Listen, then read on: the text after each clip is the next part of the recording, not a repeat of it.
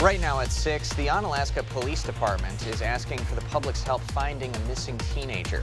And the first week of the triple homicide trial wraps up. More witnesses take the stand. You're watching WKBT La Crosse. This is News 8 Now at 6.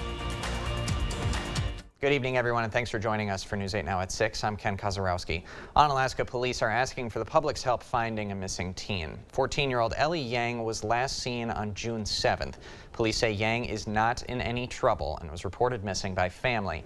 If you know where she is or who she may be with, contact Onalaska PD at that number on your screen. Investigators took to the stand on day 5 of the Nia Tao trial, the man involved in a 2021 triple homicide. Tao is being charged with 3 counts of first-degree intentional homicide and possession of a firearm by a felon as a party to a crime. News 8 Now's Dua Israr has been following this trial all week long, and Dua, physical evidence was brought into the courtroom today. That's right. Ken, Tao's attorney laid out 10 cell phones in front of La Crosse County Sheriff investigator Fritz Leinfelder. A majority of the phones belonged to Tao. The defense argued investigators didn't make an effort to obtain any evidence from 45-year-old Kamthanath Ratanasak. His cell phone and the other man also being charged in connection to the triple homicide. There's a leader. I didn't know that was going to happen. I didn't know they were going to die until he did that, correct? Yes. And there's a follower. This person that you're speaking with is deathly afraid. Yes. If you ask 35-year-old Nia Tao's defense, Tao is just a bystander. That's why they focused on statements 45-year-old Kamthanath Ratanasak made to the police during this investigation. And he's very comfortable being violent even if he's outnumbered. With that statement, I would say that's accurate.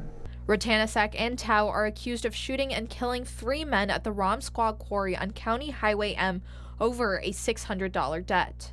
The majority of the trial has focused on discrepancies during Ratanasak's testimony and his statement that he didn't pull the trigger. Sometimes he would say, I didn't flash the gun. And then at another time he's like, oh yeah, I did flash the gun. Yes, that's accurate. He would contradict himself, correct? Yes, he would. Witness Bridget Schlicht was at the quarry on the night of the murders. Schlicht previously testified Ratanasak handed the gun to Tao, who shot the 3 victims. Schlicht testified she later deleted evidence from her phone tying her to Ratanasak. Now, jury members are left to decide the outcome. Closing statements are expected to be made on Monday. Ken? Quite a trial that it has been. Thank you, Dua. Tao faces a mandatory sentence of life imprisonment if he's convicted of first-degree intentional homicide. A second person has died following a small plane crash in southern Wisconsin. That's coming from the Federal Aviation Administration today. The identities of the people killed have not yet been released. Now, the plane took off from Watertown Municipal Airport about 4 miles from the crash site. The National Transportation Safety Board is still investigating the crash. Well, it sure was a beautiful day across the Coulee region to end the work week here with lots of sunshine. Temperatures were into the 70s and low 80s during the afternoon. As we head to your zone forecast tonight, you'll see that lows will be dropping into the 50s in La Crosse County. 50 tonight in Maduro, 53 in Holmen, and 57 in La Crosse and Onalaska. Lows tonight in New Albin at 54, 53 in Westby tonight, and 53 in Gays Mills. 51, a little cooler there to the east in Lafarge. 49 in Blair, 47 Melrose, 46 in Sparta, and 47 tonight in Alma Center, 45 Black River Falls, and into the North Zone, Chippewa Valley, lows into the low 50s, 53 tonight in Eau Claire. A check on your 8 to 8 forecast showing that we will be looking at mostly clear skies here between 8 p.m. tonight and all the way through 8 a.m. tomorrow morning, with temperatures into the 50s and 60s there for the most part, making things rather seasonable with very light wind speeds to work with as well. Stay tuned. I'll have a check on that full weather forecast coming up in a few minutes. Back to Thank you very much, Derek. All staff in the Sparta Area School District will see a significant pay increase this coming academic year, but how the district plans to pay for it is still up in the air. Now, last month, the school board and Sparta Education Association went back and forth in negotiations before eventually landing on a 5.75% increase to base pay for all district staff. That raise is on top of the existing pay scale that rewards staff for years of service and teaching credits accrued. It's a big decision for a district that closed an elementary school last year after a $2 million operating referendum failed. Their superintendent says the district will be facing tough decisions depending on the next state budget, but says they need to make the wage increase work for staff no matter what. We may have to put off some capital improvements for another year. We may have to delay this. We may have to delay that. We may have to prioritize some other funding.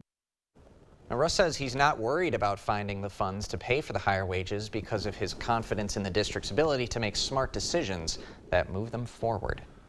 Funding for a child care subsidy program was cut by Wisconsin Republicans early this morning. The Child Care Counts program began in March 2020 to help child care providers make ends meet during the pandemic. Democrats and child care providers have objected to the vote, arguing it would be devastating to families in need and the state's economy. Now, from March 2020 through March of 2023, the program gave $600 million to more than 4,900 child care providers. Governor Evers had proposed spending more than $300 million to continue that program. Wisconsin's governor raised the Juneteenth flag over the Capitol ahead of the holiday on Monday. The day marks the day when the last slaves in the U.S. were freed in Texas. Governor Evers spoke at the flag raising, saying the state is committed to commemorating Black history in Wisconsin. This action is not an end-all, be-all solution to the challenges facing Black Wisconsinites in our state. But this action does sound a message loud and clear that in Wisconsin, we celebrate Black history and culture, we celebrate the progress and resilience of Black communities, and we are committed to build a brighter future for our state. Juneteenth became a federal holiday back in 2021. And there will be a Juneteenth celebration in La Crosse. Hope Restores is hosting the celebration at Riverside Park on Sunday. The party will have music and dance performances along with food and games for kids. The celebration will kick off at noon. A groundbreaking more than 10 years in the making happened at the Coulee Region Humane Society this afternoon. Humane Society leaders are celebrating the start of work on a large expansion to the shelter. The expansion will include more space for animals as well as a medical suite. That means more emergency medical procedures animals might need could happen in-house. We have found that treating them internally instead of hauling them to and from vet clinics is so much more beneficial to the animals and also to our staff. Shelter leaders say the expansion is 93% funded so far, but they're still looking for donations to reach that finish line. They expect the expansion project to be completed by April of next year.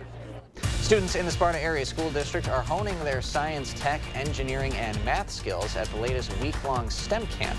This year's camp theme was Disaster Masters. Students put their STEM principles to work every day, learning to solve problems that come from modern-day disasters like chemical spills, earthquakes, meteor strikes, and collapsed buildings. We'll have more details right after this.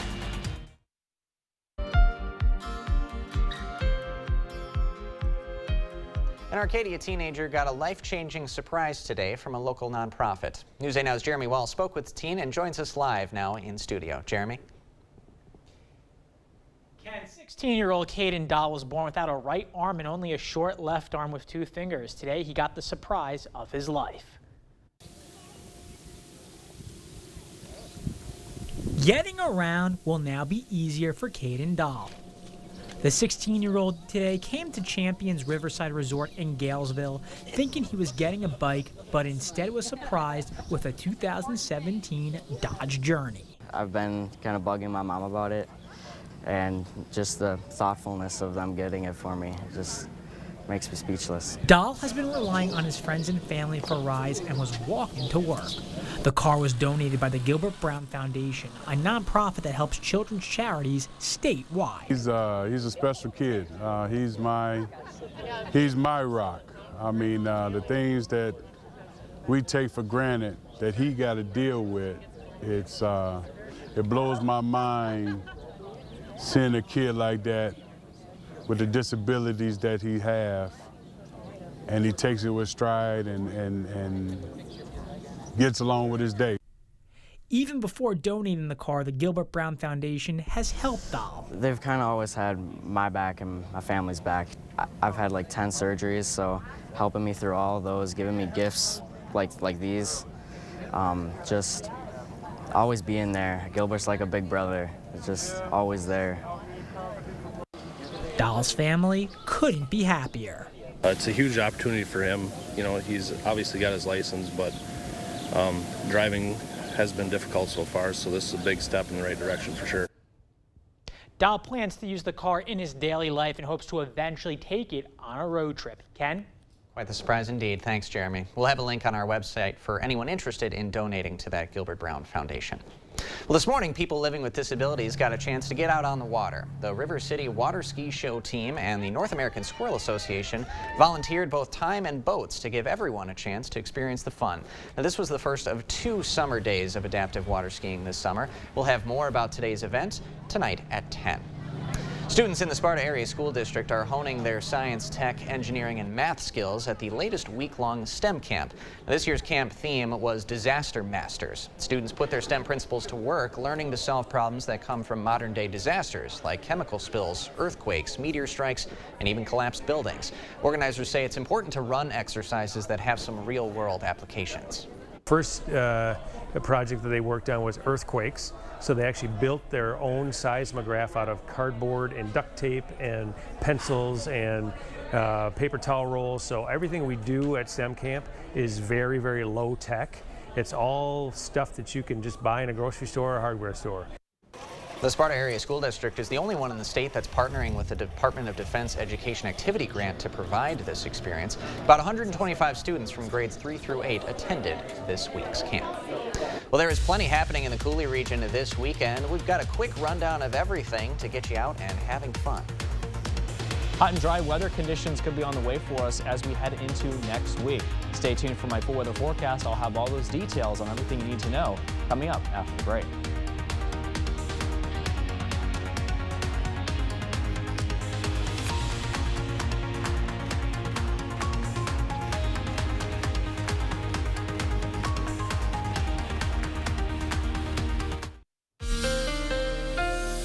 Well, it sure was an absolute beautiful day here across the Coulee region to end the work week here as well. We saw highs in the 70s and low 80s and lots of sunshine here too to go along with it.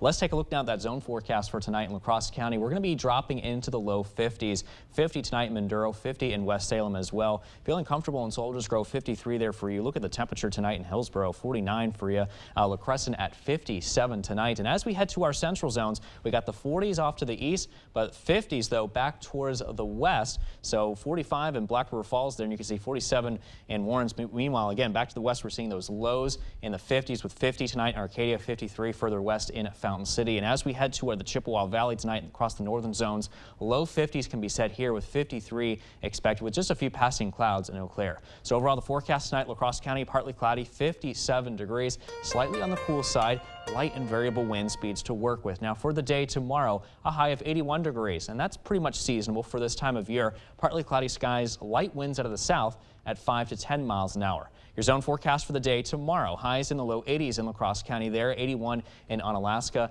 as well in La Crosse, and 80 tomorrow in Viroqua, 82 in Soldiers Grove. And as we head into the central zones, we're looking at highs tomorrow in the low 80s here as well, with a high of 82 in Mondovi, 82 Chippewa Falls, 83 in Eau Claire tomorrow, and a high of 81 in Fall Creek with just a few passing clouds as well. So tonight you can see on Sky Tracker that we have this high pressure system moving away from us, and as a result we're starting to tap into some of that moisture from the west as we're watching a developing low pressure system, as those clouds will increase as a result. And we'll say that here as we head into tomorrow with just some passing clouds as this low pressure system continues to develop back towards the west. So we may see a slight chance of a shower or two as a result of the system moving closer. And as a matter of fact, as we head into Sunday too for Father's Day, there's a slight chance a shower or thunderstorm could become a possibility as that system moves closer. Now meanwhile, I do want to show you the upper level environment here, showing you these upper air currents. We got this upper level ridge of high pressure position across the area over the upper Midwest. That's been responsible for helping to keep us mainly dry and quiet here today. We're expecting that ridge of high pressure to really amplify now as we head into next week, and that is really going to send in a lot of dry and hot conditions for us to work with. In fact, so warm that our temperatures will be well above average for this time of the year. And in fact, you can see that on the 6 to 10 day temperature outlook coming directly from the Climate Prediction Center, showing that much of the upper Midwest is going to be above normal in terms of temperatures for this time of the year. And you'll see that here on the 8-day forecast as highs will climb mainly into the low 90s for next week with a mix of sun and clouds. Low temperatures mainly in the 60s. Unfortunately, I just don't really see a whole lot of rain chances in the forecast, even though we do need it.